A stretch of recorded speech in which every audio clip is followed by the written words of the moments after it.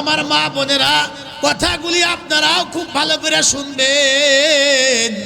কেউ যদি রমজান মাস পাওয়ার পরে নিজে সুন্দর করে আত্মশুদ্ধি করতে পারে, সিয়াম সাধনা পালন করতে পারে, আল্লাহ রব্বুল আলামিন যেইভাবে রোজা চান বান্দা যদি ওইভাবে রোজাগুলি পালন করতে পারে, এই রমজান মাস বিদায় হওয়ার আগে আগেই ও বান্দার তামাম জীবনের সব গুনাহগুলি এই রমাজান তার গুনাহগুলি জ্বালিয়ে পুড়িয়ে শেষ করে দেয়।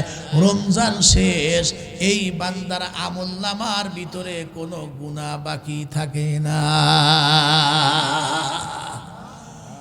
قال النبي صلى الله عليه وسلم قال الله تعالى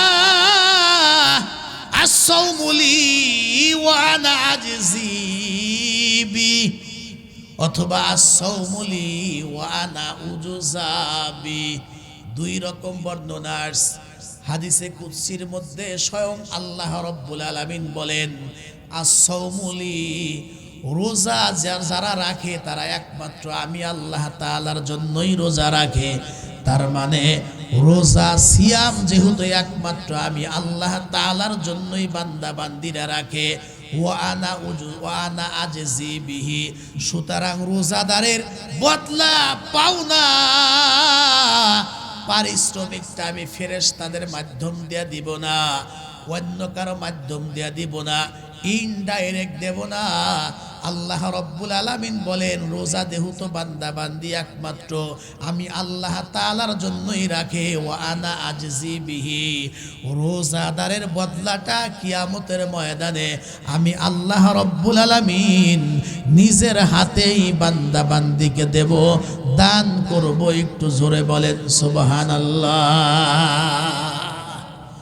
as-sawmu li, আল্লাহ বলছেন রোজা একমাত্র আমি আল্লাহর জন্যই।